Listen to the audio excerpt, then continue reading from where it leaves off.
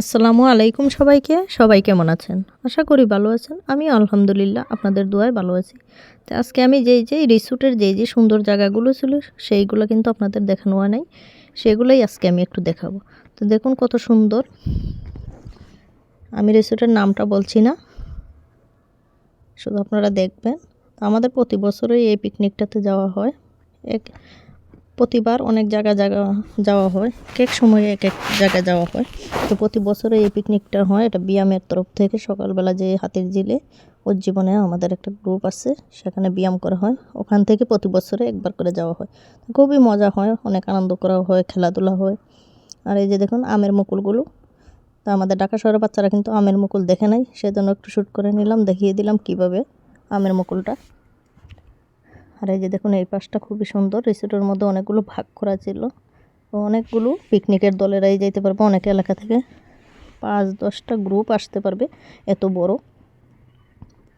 প্রতিটা পিকনিকের দলদের জন্য আলাদা আলাদা জায়গা করা আছে। এই পাশটাও দেখুন খুবই সুন্দর, নামাজের স্থান এবং রেস্ট নেওয়ার জন্য, বয়স্কদের জন্য ওখানে রেস্ট নেবে এবং নামাজের জায়গা খুবই সুন্দর।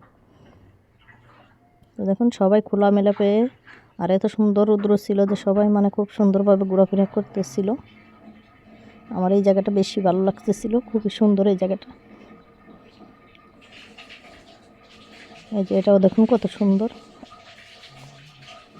যে জায়গাগুলো সুন্দর সেই জায়গাগুলো আমি আজকে একটু দেখিয়ে দিচ্ছি। এই যে বাচ্চাদের জন্য রাইডগুলো ছিল, যারা যারা যে জিনিসগুলো ভালো লাগে তারা কিন্তু এগুলো দিয়ে ঘুরতে পারবে। বাচ্চাদের খেলাধুলার জিনিসগুলো আমার বেশি ভালো লাগতেছিল। তো যারা ট্রেন দেখে না তারা কিন্তু ওগুলোতে অনেক ঘুরো হয়েছে, সবাই কিন্তু ঘুরেছে। এখন আমার বাচ্চারাও খোলামেলা পেয়ে এত ঘোরাঘুরি করতেছিল, খুবই সুন্দর। আর এই যে অনেকে মাইক্রো নিয়ে আসছে, অনেকে গাড়ি নিয়ে আসে, অ্যাডভান্স করে যেতে হয় রিসোর্টটা ভাড়া নেওয়ার জন্য। এখন এই পাশটা কিন্তু আমার বেশি ভালো লেগেছে। এই যে দেখুন খুবই সুন্দর।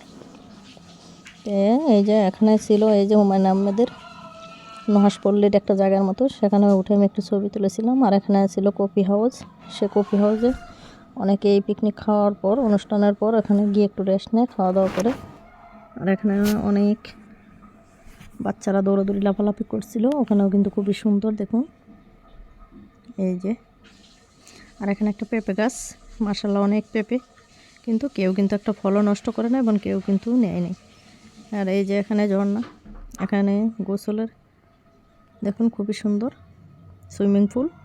যারা যারা এই সুইমিং পুলে গোসল করে তারা কিন্তু করেছে, আমরা করিনি। আমার ওখানে তো মেয়েরা না করাটাই বেটার, সেজন্য আমি করিনি। আর এই যে দেখুন এই পাশটা খুবই সুন্দর, লাভ দেওয়া, খুবই সুন্দর জায়গাগুলো। যেই জায়গাগুলো সুন্দর সেগুলোই আমি একটু দেখিয়ে দিচ্ছি আপনাদের। আর এখন আমি আজকে যা রান্না করলাম, এই যে মাছ রান্না করছি সেটা দেখাচ্ছি না। এই শীতের মধ্যে কারা এই বিচিওয়ালা সিমগুলো রান্না করেন এভাবে শুটকি দিয়ে, কাঁচামরিচ শুটকি ভালো করে আগে ছেঁচনি দিয়ে ছেঁচে আদা ভাঙা করে দিয়ে রান্না করে, অবশ্যই আমাকে জানাবেন। এটা কিন্তু আমার অনেক প্রিয় একটা তরকারি। আর এটা একদম শুকনো শুকনো হলে এটা দিয়ে যত ভাত খাওয়া যায়, এত টেস্ট। বাঁশপাতা চেপা দিয়ে এটা রান্না করা হয়। তা আপনারা কে কে আমার মতো এইভাবে সিম শুটকি রান্না করে খান, অবশ্যই আমাকে কমেন্টে জানাবেন। তো আমি সিম শুটকিটা রান্না করতেছি, যেহেতু আমাদের লাইনের গ্যাসগুলো একটু কম আসে, তো এটা পানি দেওয়া হবে না, এমনিতে এটার ভিতর থেকে পানি আসবে। আর আস্তে আস্তে শুকনো শুকনো একটা সুন্দর তরকারি হয়ে যাবে। এটা কিন্তু খেতে এত দারুণ হয়েছিল দেখুন। এই যে এত পানি উঠেছে, অনেকে এরকম মাখা মাখা খায়, আমি কিন্তু আবার এটা একটু শুকনো শুকনো তরকারিটা খেতেই বেশি ভালোবাসি। আর অনেকে শুটকি খায় না, যারা খায় না তারা অবশ্যই ওয়েট করে থাকবেন। আর আমি যেহেতু শুটকি খাই সেজন্য আমি শুটকির ভিডিওগুলোও মাঝে মধ্যে দিই। খুব সুন্দর গ্রান বেরোচ্ছিল, সারা ঘর গ্রান, শুটকির গ্রানটা এত সুন্দর। এই যে দেখুন কী কালার চলে এসছে, একদম ভাজা ভাজা শুকনা করে ফেলছি, এজন্য এই কালার এসছে। তারপরে ওটা দিয়ে ভাত খেয়ে নিলাম, এত মজা হয়েছিল। আর এখন এই যে সন্ধ্যার সময় একটু মোগলাই পরোটা বানিয়ে দিলাম করে, রেডি পরোটা দিয়ে একটু মোগলাই করে দিচ্ছি বাচ্চাদের। সবাই ভালো থাকুন, সুস্থ থাকুন, আল্লাহ হাফেজ। বলতুটি হলো আমার দৃষ্টিতে দেখবেন।